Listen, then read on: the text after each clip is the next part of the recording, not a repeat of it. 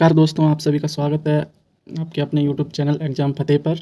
आज हम हिंदी का प्रैक्टिस सेट तीसरा करेंगे। अभी तक हम लोगों ने 2 प्रैक्टिस सेट हम लोग कर चुके हैं और मुझे उम्मीद है आप लोगों ने वो प्रैक्टिस सेट किए होंगे और आपका स्कोर भी अच्छा रहा होगा। आज हम हिंदी का तीसरा प्रैक्टिस सेट करेंगे और उम्मीद है इसमें भी आपका स्कोर अच्छा रहेगा। आइए शुरू करते हैं। यदि आप चैनल पर नए हों तो सब्सक्राइब कर लेना। अगर आपको लगे प्रैक्टिस सेट अच्छा है तो आप वीडियो को लाइक कर देना। आइए शुरू करते हैं। पहला क्वेश्चन देखेंगे। पहला क्वेश्चन है आपका, उत्तर प्रदेश में कौन सी भाषा भाषा मतलब बोली नहीं बोली जाती है? तो ऑप्शन देखेंगे, ब्रजभाषा, कन्नौजी, अवधी या पहाड़ी। आप सभी को पता होगा कि पहाड़ी जो लैंग्वेज है, भाषा है, वो आपकी उत्तर प्रदेश में नहीं बोली जाती। और ब्रजभाषा, कन्नौजी और अवधी, ये तीनों जो भाषाएं हैं ये आपकी उत्तर प्रदेश में बोली जाती हैं। पहाड़ी जो भाषा है वो कहाँ पर बोली जाती है? ये उत्तराखंड के गढ़वाल और कुमायूं जो क्षेत्र है वहाँ पे पहाड़ी भाषा बोली जाती है। आइए, इसका राइट आंसर हो जाएगा आपका ऑप्शन नंबर डी। आइए अगला क्वेश्चन देखते हैं। क्वेश्चन नंबर 2 है आपका कि जो ये ब्राह्म चिन्ह दिया है बराबर वाला, ये किसका प्रतीक है? विवरण चिन्ह का है, तुल्यता सूचक चिन्ह का है, या लाघव चिन्ह का है, या संयोजक चिन्ह का है? आप सभी को पता होगा कि विवरण चिन्ह का कौन सा होता है। आपका विवरण चिन्ह का होता है ये वाला, ये विवरण दिया जाता है तब ये वाला चिन्ह प्रयोग होता है, इसलिए इसे विवरण चिन्ह बोलते हैं। और तुल्यता सूचक का होता है जब किसी की समानता दिखाई जाती है, इसे समताबोधक चिन्ह भी कहते हैं। तुल्यताबोधक चिन्ह का हो जाएगा आपका ये बराबर वाला। तो आपका इसका राइट आंसर हो जाएगा ऑप्शन नंबर बी। और लाघव चिन्ह कौन सा होता है? जैसे किसी को शॉर्ट फॉर्म में लिखते हैं, जैसे मैंने लिखा इंजीनियर पूरा नहीं लिख के हम लोग इसके आगे जीरो कर देते हैं, मतलब लाघव चिन्ह लगा देते हैं। और आपका जैसे डॉक्टर लिखा तो डॉक्टर हम ऐसे लिख के ऐसे कर देते हैं, तो यहाँ पे लाघव चिन्ह होता है। संयोजक चिन्ह कौन सा होता है? संयोजक चिन्ह या फिर इसे योजक चिन्ह भी कहते हैं, जिसका चिन्ह होता है ये वाला, ये आपका योजक चिन्ह होता है। आगे देखेंगे, क्वेश्चन नंबर 2 है, निम्न में से अघोष वर्ड कौन सा है?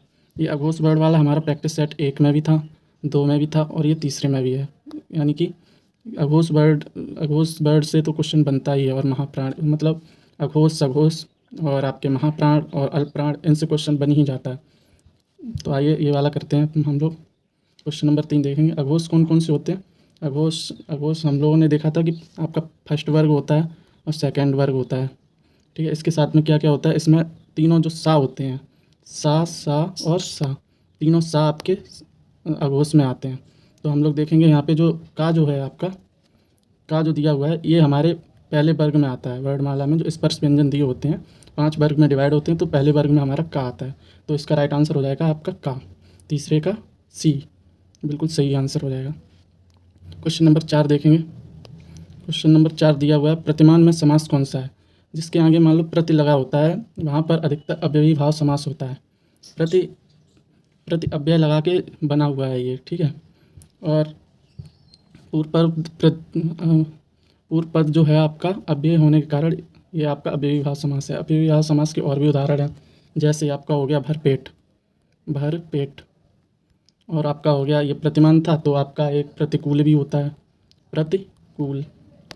और आपके जो हैं एक और होता है आजन्म भी होता है, आजन्म। ये भी आपका प्रतिभाव का उदाहरण है। इसका राइट आंसर हो जाएगा आपका ऑप्शन नंबर बी, ठीक है। अगला क्वेश्चन देखेंगे, तत्पुरुष समास में क्या होता है? उत्तर पद प्रदान होता है, उत्तर पद प्रदान होता है। और आपका द्वंद्व समास में दोनों पद प्रदान होते हैं, दोनों पद। और जो द्विगु समास होता है, द्विगु समास में भी आपका उत्तर पद प्रदान होता है, ठीक है, ध्यान रखिएगा। क्वेश्चन ऐसे भी पूछ लेता है कि तत्पुरुष समास में बताइए कौन सा पद प्रदान होता है। तो आपको क्वेश्चन होना चाहिए, आपको सब याद होना चाहिए, पता होना चाहिए क्या, कैसे, कहाँ, कुछ भी पूछ सकता है एग्जाम। आइए नेक्स्ट क्वेश्चन देखेंगे। तत्सम शब्द है, तत्सम शब्द में देखो, एक तो संयुक्ताक्षर आ जाता है, मतलब जैसे कि स्रा आ गया, ठीक है, संयुक्ताक्षर आ जाता है।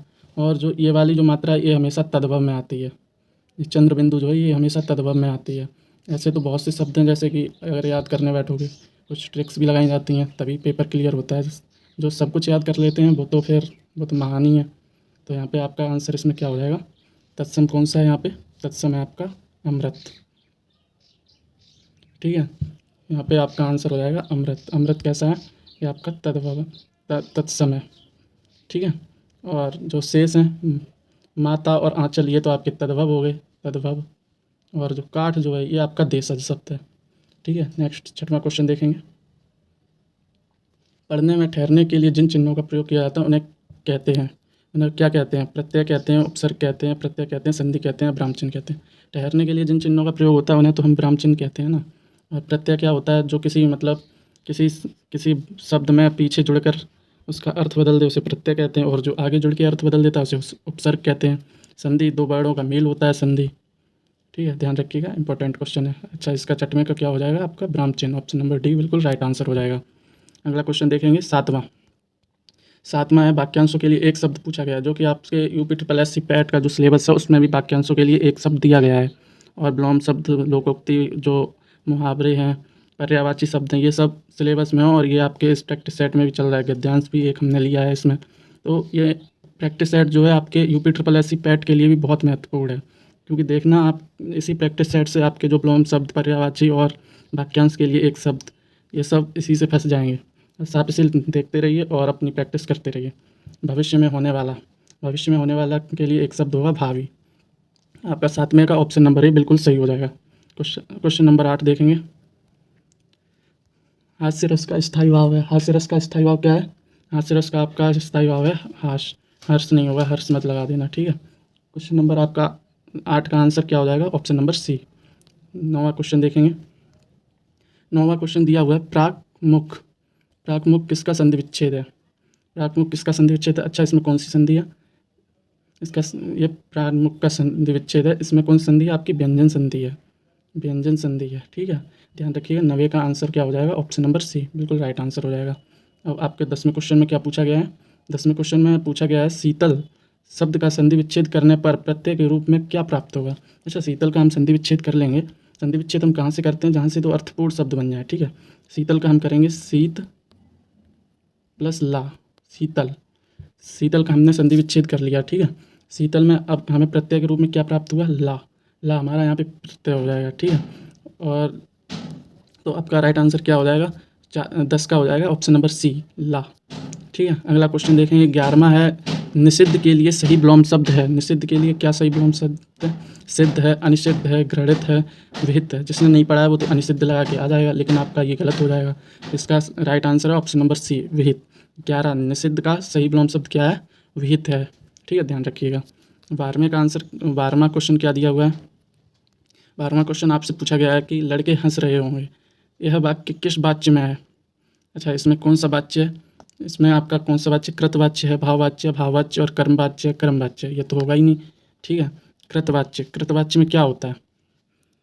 कृतवाच्य में कर्ता को प्रधानता दी जाती है। वाच्य कितने प्रकार के होते हैं? वाच्य होते हैं आपके 3 प्रकार के, 3, कृतवाच्य, भाववाच्य और कर्मवाच्य, ठीक है। और यहाँ पे लड़के क्या है? लड़के आपके कर्ता हो गए, ठीक है, जो कार्य को करता है। क्या कर रहे हैं? हंस रहे हैं। तो यहाँ पे जो है कर्ता को प्रधानता है, इसलिए यहाँ पे आपका इसमें कृतवाच्य हो जाएगा। इसका राइट आंसर हो जाएगा कृतवाच्य। अगला क्वेश्चन देखेंगे, क्वेश्चन नंबर 13 है, लोगों ने उसे मार मार कर अधमरा किया। रेखांकित शब्द क्या है? संज्ञा है, अव्यय है, प्रत्यय है, उपसर्ग है। यहाँ पे देख लेना, रेखांकित पूरा नहीं है, ठीक है। यहाँ पे रेखांकित आपका सिर्फ अध है, अध। तो अध आपका क्या है? जो शुरू में जुड़कर शब्द का अर्थ बदल दे उसे क्या कहते हैं? उसे उपसर्ग कहते हैं। और जो बाद में जुड़ता है उसे प्रत्यय कहते हैं। तो आपका राइट आंसर हो जाएगा ऑप्शन नंबर बी, 13 का बी। अगला क्वेश्चन देखेंगे, क्वेश्चन नंबर 14, निम्न में पुल्लिंग शब्द कौन सा है? जीवों पर दया करो, दया करनी अच्छी बात है, तो ये तो आपका स्त्रीलिंग शब्द हो गया।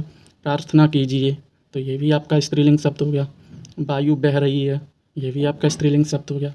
अब आप ये तो नहीं बोलोगे कि नेत्र खुल गई, यही बोलोगे कि नेत्र खुल गए। तो आपका राइट आंसर क्या हो जाएगा? 14 का हो जाएगा आपका ऑप्शन नंबर डी, नेत्र। ये आपका राइट आंसर होगा। क्वेश्चन 15 देखेंगे, क्वेश्चन 15 आपका दिया हुआ है, 15 कौन सा वृद्ध स्वर संधि का कौन सा शब्द वृद्ध स्वर संधि है?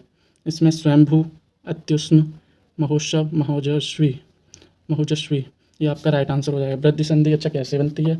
आप लोग मुझे बताइए, वृद्धि संधि कैसे बनती है? वृद्धि संधि, इसका अगर हम संधि विच्छेद करेंगे तो क्या होगा? महा प्लस ओजस्वी, ये आपका क्या हो जाएगा?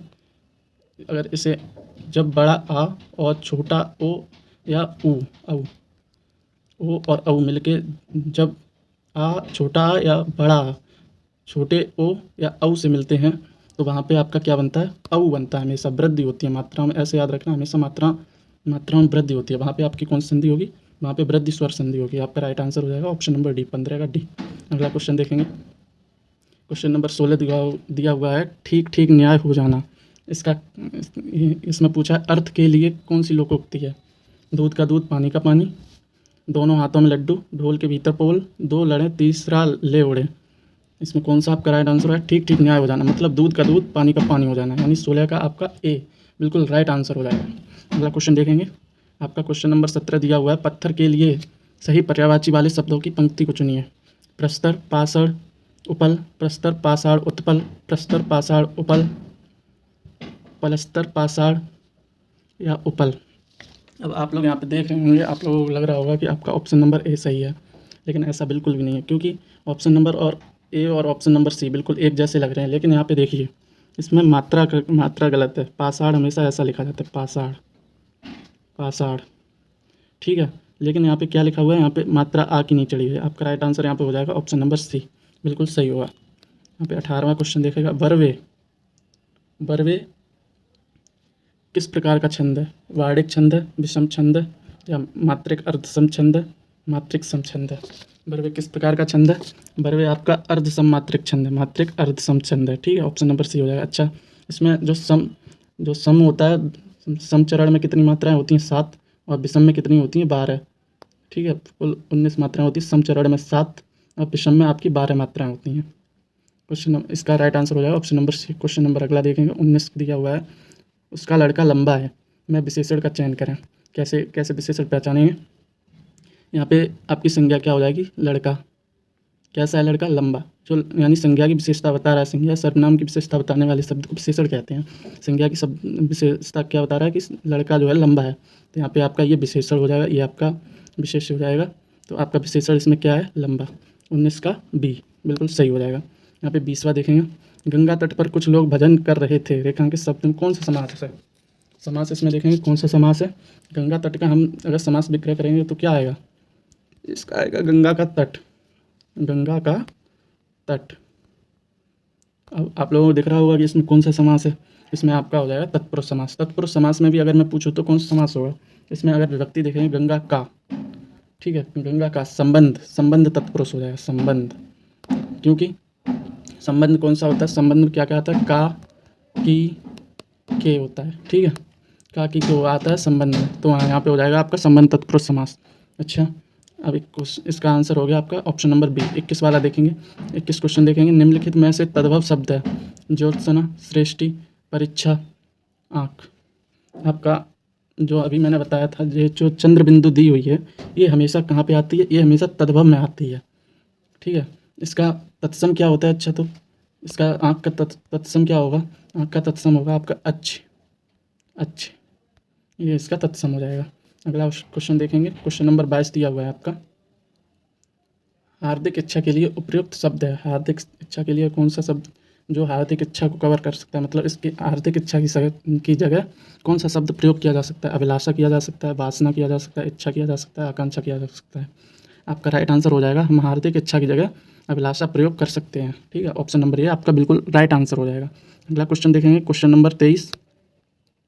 क्वेश्चन नंबर 23 दिया हुआ है, बालक इस पुस्तकालय में पढ़ रहा है, वाक्य में क्रिया है। अच्छा, इसमें कौन सी क्रिया है, आप जानते हैं पढ़ रहा है मतलब ये आपकी क्रिया है। क्या पढ़ रहा है, क्या पढ़ रहा है, पढ़ाई पढ़ रहा है, पढ़ना, सोना या चलना, ये आपकी अकर्मक क्रिया है। जब जैसे क्रिया के आगे अगर हम क्या लगा दें, क्या कर रहा है, तो अगर आपको उत्तर ना मिले, क्या पढ़ रहा है, क्या उड़ रहा है, उड़ना, सोना, क्या सो रहा है, सोना सो रहा है, तो वहाँ पे आपकी अकर्मक क्रिया के अर्थ में अगर आपको उत्तर ना मिले, वहाँ पे अकर्मक क्रिया होगी। अगर उत्तर मिल जाए तो वहाँ पे सकर्मक आपकी क्रिया होगी, ठीक है, ध्यान रखिएगा। आपका क्वेश्चन नंबर कौन सा था, ये क्वेश्चन नंबर 23 का सी बिल्कुल राइट आंसर होगा। अगला क्वेश्चन देखेंगे, 24 दिया हुआ है, कृषाणु का पर्यायवाची शब्द नहीं है। ध्यान रखना, इसमें नहीं है पूछा है, कृषाणु का कौन सा नहीं है। यहाँ पे हम लोग देखेंगे, धूमकेतु, कृषाणु, कृषाणु माने क्या होता है, अग्नि, ये अग्नि का है, किसका है, अग्नि, अग्नि का पर्यायवाची क्या है, कृषाणु। वायु सखा, आपने देखा होगा, मतलब जैसे वायु लगती है तो वायु मतलब वायु के संपर्क में आने से अग्नि बढ़ती ही है, ठीक है। पावक, पावक भी होता है, अनल भी होता है, अनल होता है, और अतुल जो होता है ये अग्नि का पर्यायवाची नहीं होता है। ठीक है, ध्यान रखिएगा, इंपॉर्टेंट क्वेश्चन है आपका। और अगला क्वेश्चन देखेंगे 25 देखें। सिर पे बैठो काग, आँख दो खात निकारत, पंक्ति में रस है, कौन सा रस है इसमें? आपका घृणा का भाव आ रहा है, इसमें घृणा का भाव आ रहा है, तो आपका कौन सा रस हो जाएगा यहाँ पे? विभत्स रस हो जाएगा। अद्भुत रस में, अद्भुत रस का क्या होता है स्थायी भाव? अद्भुत रस का आपका होता है विषमय, इसमें होता है ये अद्भुत रस का स्थायी भाव होता है। और रौद्र रस का क्या होता है? रौद्र रस का होता है क्रोध, वीर रस का होता है उत्साह। अगला क्वेश्चन देखेंगे। अगला आपका क्या दिया गया है? आपका गद्यांश दिया गया है, गद्यांश पढ़ेंगे। काशी संस्कृति की पाठशाला है, शास्त्रों में आनंद कानन के नाम से प्रतिष्ठित। काशी में कालाधर हनुमान व नृत्य विश्वनाथ हैं। काशी में बिस्मिल्लाह खां हैं। काशी में हजारों सालों का इतिहास है, जिसमें पंडित कंठे महाराज हैं, विद्याधरी देवी हैं, बड़े रामदास जी हैं, मौजुद्दीन खां हैं। इन रसकों से उपकृत होने वाला अपार जनसमूह है। काशी में संगीत आयोजन का एक प्राचीन एवं अद्भुत परंपरा है। यह आयोजन पिछले कई वर्षों से दक्षिण भाग में स्थित संकट मोचन मंदिर में होता आया है। इसमें बिस्मिल्लाह खां अवश्य रहते हैं। अपने मजहब के प्रति अत्यधिक समर्पित उस्ताद बिस्मिल्लाह खां की श्रद्धा काशी के विश्वनाथ जी के प्रति भी अपार है। वे जब भी काशी से बाहर रहते हैं तब विश्वनाथ व बालाजी मंदिर की दिशा में मुख करके बैठते हैं। थोड़ी देर ही सही, मगर उसी ओर शहनाई का प्याला घुमा दिया जाता है और भीतर की आस्था मुखरित हो उठती है। यहाँ पे हमने गद्यांश पढ़ लिया है। अब इसके दिए हुए जो क्वेश्चन है वो करते हैं। यहाँ पे पहला क्वेश्चन दिया हुआ है 26, काशी किसकी पाठशाला है? काशी आपकी किसकी पाठशाला है? हमने पहली लाइन में पढ़ा था, काशी जो है आपकी संस्कृति की पाठशाला है, संस्कृति की पाठशाला। यहाँ पे आपका 26 का ऑप्शन नंबर सी बिल्कुल राइट हो जाएगा। और अगला क्वेश्चन देखेंगे। अगला क्वेश्चन दिया हुआ है 27, काशी की प्रतिष्ठा शास्त्रों में किस नाम से है? काशी की प्रतिष्ठा शास्त्रों में किस नाम से है? यहाँ पे हमने पढ़ा था, दूसरी ही लाइन में दिया हुआ है इसका। शास्त्रों में आनंद कानन के नाम से प्रतिष्ठित काशी में कालाधार हनुमान व नृत्य विश्वनाथ है। यानी कि शास्त्रों में जो काशी जो है आनंद कानन नाम से प्रतिष्ठित थी। ठीक है, तो इसका राइट आंसर आपका क्या हो जाएगा? आपका ऑप्शन नंबर ए, जो आनंद कानन है। काशी की प्रतिष्ठा शास्त्रों में किस नाम से है? आनंद कानन से। ऑप्शन नंबर ए बिल्कुल राइट आंसर हो जाएगा। यहाँ पे 28 देखेंगे। संकट मोचन मंदिर काशी में कहाँ स्थित है? शहर के दक्षिण में, शहर के मध्य में, शहर के पूर्व में, शहर में संगम के पास। इसका राइट आंसर आपका क्या हो जाएगा? इसका राइट आंसर हो जाएगा आपका संकट मोचन मंदिर काशी शहर में दक्षिण में है। ठीक है, ये आपका ऊपर गद्यांश में लिखा हुआ है। यहाँ पे क्वेश्चन नंबर 29 है, काशी में संगीत सभा में कौन अवश्य ही उपस्थित रहता था? बिस्मिल्लाह खां। बिस्मिल्लाह खान आपने जीएस में भी पढ़े होंगे। जीएस में ये क्वेश्चन पूछा जाता है, बिस्मिल्लाह खां का संबंध किस वाद्य यंत्र से है? शहनाई से संबंधित है, शहनाई। ठीक है, और आपने इसका गद्यांश में भी पढ़ लिया। ठीक है, अगला क्वेश्चन देखेंगे। क्वेश्चन नंबर 30 है आपका कि बिस्मिल्लाह खां की शहनाई का प्याला किस ओर घुमा दिया जाता है? विश्वनाथ व बालाजी मंदिर की दिशा की ओर, लंका की ओर, पूर्व दिशा की ओर, काशी विश्वविद्यालय की ओर। यहाँ पे आपने ऊपर पढ़ा था कि जो बिस्मिल्लाह खान है, अगर मतलब काशी से बाहर जाते हैं तो कुछ देर बैठकर जो विश्वनाथ व बालाजी का जो मंदिर है उस दिशा में शहनाई अवश्य बजाते हैं। ठीक है, क्वेश्चन नंबर 31 देखेंगे। प्रेम सागर किसकी रचना है? प्रेम सागर आप सभी को पता होगा, मुंशी सदा सुखलाल की है, या सदल मिश्र की है, रामप्रसाद निरंजनी की है, या लल्लू लाल जी की है? यहाँ पे आपका राइट आंसर हो जाएगा ऑप्शन नंबर सी, जो प्रेम सागर रचना है वो लल्लू लाल जी की है। ठीक है, अगला क्वेश्चन देखेंगे। क्वेश्चन नंबर 32 है, आग हवा। हवा और आग शब्द युग्म का सही अर्थ क्या है? आग हवा है, अनिल अनल है, हवा जंगल है, जंगल आग है। आप सभी को पता होगा हवा का पर्यायवाची क्या होता है? अनिल भी होता है, और आग का क्या होता है? अनल भी होता है। आग के तो अभी हमने पढ़े हैं, कृषाणु हो गया आपका, और वायु सखा हो गया, ये आपके किसके हैं? आग के हैं। तो आपका 32 का राइट आंसर क्या हो जाएगा? ऑप्शन नंबर बी बिल्कुल सही आंसर हो जाएगा। अगला क्वेश्चन देखेंगे। क्वेश्चन नंबर 33 दिया हुआ है, पैर से सिर तक वाक्यांश के लिए एक शब्द है। आपने देखा होगा यूपी SSC में वाक्यांश के लिए एक शब्द पिछली बार भी पूछा गया था। पिछली बार क्या पूछा गया था? गागर में सागर। तो यहाँ पे देखेंगे कि पैर से सिर तक वाक्यांश के लिए क्या शब्द हो जाएगा? आपका हो जाएगा अपाद मस्तक। ठीक है, पैर से सिर तक के लिए क्या आपका आंसर हो जाएगा? आपका आंसर हो जाएगा अपाद मस्तक। ठीक है, ऑप्शन नंबर डी बिल्कुल सही हो जाएगा। यहाँ पे अगला क्वेश्चन देखेंगे। क्वेश्चन नंबर 34 दिया हुआ है, अगर हम किसी अधिकारी को पत्र लिखना हो, मतलब मान लो आप किसी अधिकारी को पत्र लिख रहे हैं, तो संबोधन में क्या लिखेंगे? आप क्या लिखेंगे? माननीय महोदय लिखेंगे, प्रिय मित्र लिखेंगे, प्रिय आत्मज लिखेंगे, या पूजनीय लिखेंगे? आप सभी ने पत्र तो लिखा ही होगा। अगर पत्र लिखा हुआ तो पता होगा कि क्या लिखेंगे। मित्र के लिए प्रिय मित्र, ये आपके प्रैक्टिस सेट पहले में था। और माननीय महोदय लिखा जाएगा। माननीय महोदय, आपसे निवेदन है कि संबोधन ऐसे करके किया जा सकता है। और जो आपका किसी अधिकारी को जो मान लो माननीय महोदय करके जो लिखा जाता है वो आपका औपचारिक पत्र के रूप में औपचारिक पत्र के अंतर्गत आता है। ठीक है, क्वेश्चन नंबर 35 देखेंगे। क्या दिया हुआ है कि लिखावट में कौन सा प्रत्यय है। लिखावट में आपका जो लिख है ये क्या है, ये आपकी धातु है लिख, और इसमें प्रत्यय क्या हो जाएगा आपका आवट हो जाएगा, आवट, ऑप्शन नंबर डी। लेकिन यहाँ पे ये देखना है जो आवट जो है यह कृत प्रत्यय का उदाहरण है। मतलब जैसे मान लो किसी धातु में जब कोई प्रत्यय जोड़ा जाता है तो वह कृत प्रत्यय कहलाता है। मान लो किसी धातु में जोड़ा गया प्रत्यय तो वहाँ पे आपका कृत प्रत्यय होगा, तथा कृत प्रत्यय से जो शब्द बनते हैं उन्हें कृदंत कहते हैं। मतलब लिखावट आपका क्या है, कृदंत है। तो यहाँ पे आपका राइट आंसर क्या हो जाएगा, यहाँ पे आपका राइट आंसर हो जाएगा ऑप्शन नंबर डी, आवट। अगला क्वेश्चन देखेंगे, क्वेश्चन नंबर 36 दिया हुआ है। वर्ड तालिका के अनुसार ह्रास्व, दीर्घ और प्लुप्त क्या है। स्वर है, व्यंजन है, मात्रा है, विसर्ग है। आप सभी को पता होगा कि जो वर्ड तालिका में क्या दिया हुआ है, ह्रास्व, दीर्घ और प्लुप्त क्या होते हैं, आपके स्वर होते हैं। ये स्वर अब यहाँ पे हम लोग देखेंगे कि जो ह्रास्व स्वर हैं ये कितने होते हैं, ये आपके 4 स्वर होते हैं, 4 ह्रास्व स्वर होते हैं। जो 7 होते हैं वो आपके क्या होते हैं, दीर्घ स्वर होते हैं। प्लुप्त स्वर कोई नहीं होता है। मतलब इसमें मतलब बहुत ज़्यादा टाइम लगता है। मतलब ह्रास्व से ज़्यादा टाइम लगे तो वो दीर्घ होते हैं, और दीर्घ से ज़्यादा लगे तो वो वहाँ पे प्लुप्त स्वर होते हैं। अब यहाँ पे देखेंगे जो ह्रास्व स्वर है, ह्रास्व स्वर कौन कौन से होते हैं। एक तो छोटा आ और ई छोटी वाली, छोटा ऊ और ऋषि, ये आपके क्या होते हैं, ये आपके होते हैं ह्रास्व स्वर।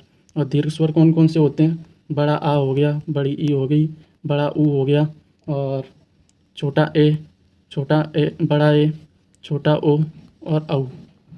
जो आपके ए और बड़ा ए, ओ और औ दिया हुआ है ये आपके क्या कहलाते हैं, ये संयुक्त स्वर होते हैं 4। ठीक है, ये भी आपके दीर्घ स्वर के अंतर्गत आते हैं। ये तो इसका आंसर क्या हो जाएगा, ऑप्शन नंबर ए बिल्कुल आपका सही आंसर हो जाएगा। अगला क्वेश्चन हम देखेंगे, क्वेश्चन नंबर 37 देखेंगे। क्वेश्चन नंबर 37 दिया गया है कि दिए गए 4 विकल्पों में से प्रति का बहुवचन कौन सा है। प्रति में हम कौन सा प्रति का बहुवचन क्या होगा। यदि हम प्रति में प्रत्यय हम जोड़ दें यहाँ तो क्या बन जाएगा आपका, प्रतियाँ, प्रतियाँ, तो ये आपका बहुवचन हो जाएगा। ठीक है, तो आपका राइट आंसर क्या हो जाएगा इसका, ऑप्शन नंबर ए, 37 का ए, प्रतियाँ। क्वेश्चन नंबर 38 देखेंगे हम लोग। निम्नलिखित में कौन सा वाक्य अशुद्ध है। अशुद्ध पूछा गया, शुद्ध नहीं पूछा है। पर अनेकों मामलों में गवाह था, नुपुर की ध्वनि मनमोहक है, आपकी मनः कामना पूरी हो, मनीषगढ़ मेरी बात पर ध्यान दें। यहाँ पे कौन सा वाक्य जो है वो अशुद्ध है। आप सभी को पता होगा कि जो अनेकों शब्द है ये हमेशा अनेक जो होता है, अनेक शब्द होता है, अनेक शब्द होता है, अनेकों कभी भी कहीं भी इस्तेमाल नहीं होता है, ये हमेशा ध्यान रखना। तो आपका यहाँ पे कौन सा गलत हो जाएगा, ये वाला। आपका राइट आंसर हो जाएगा ऑप्शन नंबर ए जो है ये अशुद्ध वाक्य है। क्वेश्चन नंबर 39 देखेंगे। वाह वाह कितना सुंदर दृश्य है। रेखांकित शब्द में अव्यय है, इसमें कौन सा अव्यय है, यहाँ तो आपको साफ दिखाई दे रहा है, इसमें हर्षबोधक अव्यय है। ठीक है, वाह वाह कितना सुंदर दृश्य। 39 का आपका ऑप्शन नंबर ए, हर्षबोधक, बिल्कुल सही आंसर हो जाएगा। क्वेश्चन नंबर 40 देखेंगे, ये आज का लास्ट क्वेश्चन है और उम्मीद है आपका 40 में से कम 35 तो सही होंगे ही, क्योंकि प्रैक्टिस सेट सही था। और यकीन मानिए आपको UP triple S C PET या फिर वीडियो जो भी मतलब आने वाले एग्जाम है उसमें इस प्रैक्टिस सेट से बहुत ही मदद मिलेगी। इसलिए उम्मीद करूँगा आप लोग आगे भी जुड़े रहेंगे और अपनी तैयारी को मजबूत करेंगे। प्रैक्टिस सेट से आपकी तैयारी में मतलब पता चलता है कि हाँ मैंने तैयारी की है, कितना सही कर पा रहा हूँ। तो इसका ये 40वां और लास्ट क्वेश्चन देखेंगे। मोहन एक अच्छा विद्यार्थी है, वाक्य में विशेष्य है। जो विद्यार्थी जो है इसमें ये विशेष्य है। ठीक है, आपका ऑप्शन नंबर डी बिल्कुल सही हो जाएगा, 40 का डी। आपसे उम्मीद करूंगा कि आपको प्रैक्टिस सेट पसंद आया होगा। ऐसे ही आप लोग आगे भी बने रहिएगा। आपके प्रैक्टिस सेट डेली 5 बजे आता है और आता रहेगा। धन्यवाद। वीडियो पसंद आया हो तो लाइक कर देना। धन्यवाद।